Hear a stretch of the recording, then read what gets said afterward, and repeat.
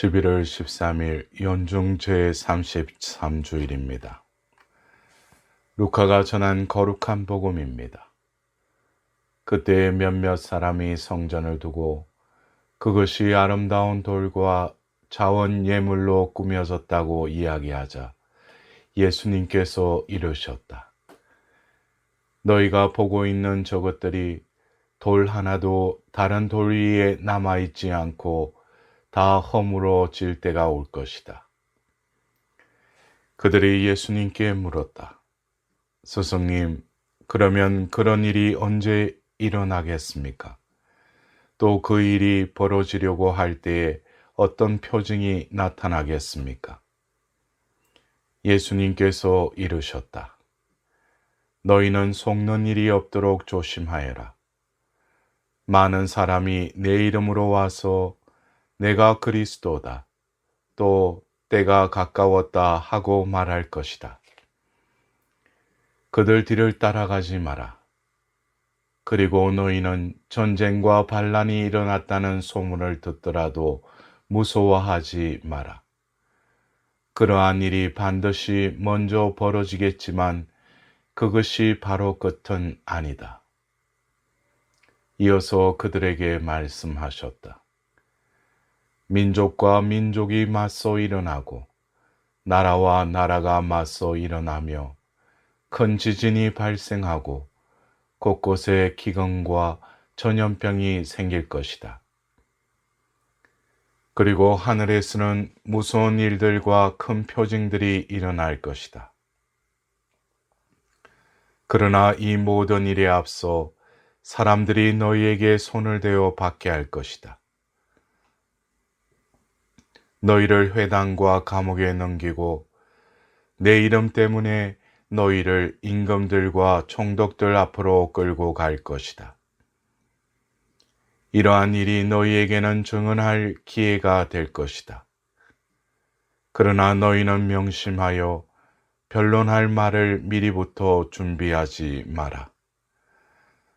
어떠한 적대자도 맞서거나 반박할 수 없는 언변과 지혜를 내가 너희에게 주겠다. 부모와 형제와 친척과 친구들까지도 너희를 넘겨 더러는 죽이기까지 할 것이다. 그리고 너희는 내 이름 때문에 모든 사람에게 미움을 받을 것이다. 그러나 너희는 머리카락 하나도 잃지 않을 것이다. 너희는 인내로서 생명을 얻어라. 사랑하는 형제 자매 여러분, 오늘은 연중 제33주일입니다. 우리는 말세 혹은 세상의 종말에 대한 말을 흔히 듣습니다. 신앙과 상관없이 사람이 사람답게 살지 못하고 도덕이 무너지고 사회가 어려워질 때 말세라고들 합니다. 홍수나 천재지변의 대지진 앞에서 종말이 아닐까 두려워지기도 합니다. 이러한 불안과 두려움을 이용해서 종말에 관한 비밀을 알고 있다고 자기 교회로 오라고 유인하는 종교도 발생합니다. 오늘 예수님께서는 말세 혹은 종말에 관해 어떤 말씀을 하셨습니까? 먼저 예수님께서는 너희는 속는 일이 없도록 조심하여라. 많은 사람이 내 이름으로 와서 내가 그리스도다, 또 때가 가까웠다 하고 말할 것이다. 그들 뒤를 따라가지 마라. 또 전쟁과 반란이 일어났다는 소문을 듣더라도 무서워하지 마라 라고 이르십니다. 종말은 눈에 보이는 외부 상황이 기준이 되는 사건이 아니라는 말씀입니다. 태풍, 지진, 전염병, 전쟁, 무서운 일들과 굉장한 징조들이 일어나도 말세가 아닐까 하고 속지 말고 두려워 말라는 말씀입니다. 그렇다면 재앙은 종말과 어떤 관계가 있을까요? 예수님께서는 이러한 일이 너희에게는 증언할 기회가 될 것이다 라고 이르십니다. 재앙은 종말이 아닐까 걱정하는 계기가 아니라 흔들림 없는 신앙으로 사랑을 실천하는 계기로 삼으라는 말씀으로 들립니다. 성 루이지 곤자가가 소년 시절에 성당 마당에서 친구들과 놀고 있을 때 만약 2분 후 종말이 온다면 어쩌겠냐라는 질문을 받습니다. 그러자 함께 놀던 친구들은 대부분 성당에 가서 기도하겠다고 답하였습니다. 그러나 곤자가 성인은 이렇게 노는 것 역시 하느님 선물이고 하느님이 기뻐하시는 일이니까 계속 놀겠다라고 대답하였다고 합니다. 하느님 현존 안에 머문다면 종말이라고 두려워하거나 별도로 특별한 일 할 것 없이 하던 일을 계속하며 하느님께 나아가면 됩니다. 이러한 일이 너희에게는 증언할 기회가 될 것이다 라는 주님의 말씀은 종말이 지금 우리가 살아가는 세계와 상관없이 미래에 일어나도록 예정된 고정된 사건이 아니라 지금 여기에서 우리의 태도에 따라 좌우되는 현실이라는 의미로 들립니다. 물론 역사의 주도권을 전적으로 하느님의 섭리하심에 달려있지만 그 하느님은 전제적 폭군처럼 마음대로 세상을 주무르며 임의로 복주고 벌주는 분이 아니십니다. 우리 한 사람 한 사람을 존중하고 사랑하시는 분이십니다. 그러기에 결코 우리의 자유를 속박하지 않으시고 다만 은총으로 부르시고 사랑으로 완성시키는 분이십니다. 따라서 우리가 지금 여기서 주님을 부를 때, 내 일상의 삶으로 주님을 증거할 때,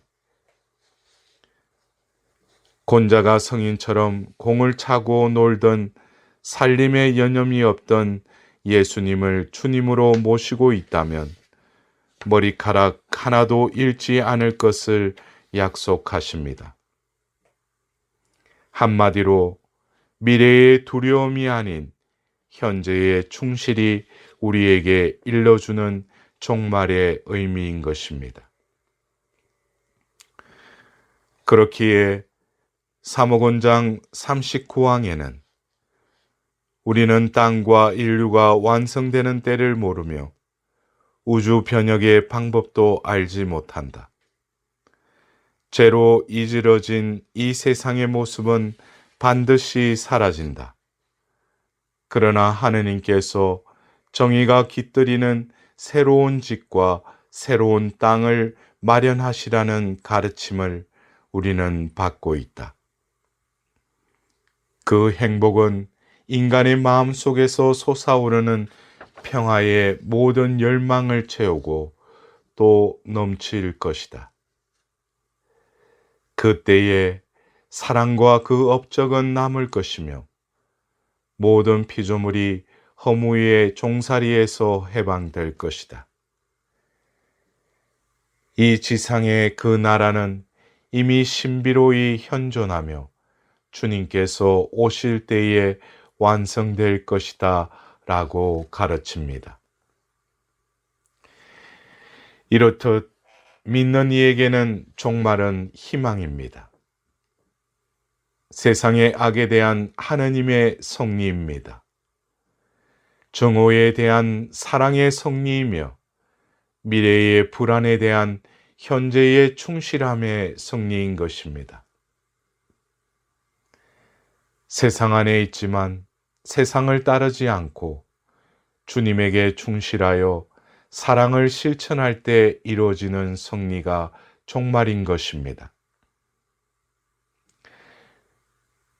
혹은 종말을 위협과 협박의 도구로 사용하는 이들이 있습니다. 악마란 성경에서 분열시키는 자, 속이는 자를 뜻합니다. 유사 종교든 가짜 뉴스든 하느님과 우리를 분열시키고 형제들 간에 분란을 가져오며 한 개인을 분열시키는 힘이 악마인 것입니다. 주님의 말씀에서 종말의 협박에 두려워하기보다 믿음을 증거하라는 초대로 들립니다. 참된 자유, 진정한 해방, 온전한 빛으로 우리를 변화시켜주는 하느님 사랑의 승리가 바로 희망의 참된 뜻인 것입니다. 그 종말은 이미 지금 여기서 시작되었고 아직 완성되지 않았지만 우리의 현재에, 우리의 일상생활에 의해 좌우될 하느님 나라인 것입니다. 이러한 종말을 앞두고 우리가 할 일은 오늘 이 독서에서 바오로 사도께서 이렇게 말씀하십니다. 묵묵히 일하여 자기 양식을 벌어 먹도록 하십시오. 이 말씀은 당시 일부 신자들이 예수님께서 언제 오실지 모르는데 열심히 살려고 애쓸 필요가 있는가? 혹은 예수님께서 오시면 구원을 주신다는데 애써 노력할 필요가 있나? 라는 오해와 태만에 빠졌을 때 주신 경고인 것입니다. 예수님의 재림을 기다리는 참된 태도는 태만이나 게으름이나 무의도식이 아니라 희망을 가지고 지금 여기에서의 진지한 하느님 나라를 살고 전하는 것입니다. 사랑하는 형제 자매 여러분, 세상을 이기신 분은 예수님을 죽은 어둠의 세력이 아니라 사랑으로 목숨을 바치신 그리스도이십니다. 그 예수 그리스도를 믿는다는 것은 막연하고 두려운 심판의 날을 현재를 축복하는 구원의 날로 변화시키십니다. 오늘 복음 한호송에서 이렇게 외치고 있습니다. 주님께서 이렇게 이르신다. 허리를 펴고 머리를 들어라. 너희의 속량이 가까웠다. 이번 한 주간도 주님을 증언하는 사도로서의 삶을 살아갈 수 있도록 그리하여 하느님 나라가 이 땅에 이루어지는 한 주간이 되시길 기원드립니다.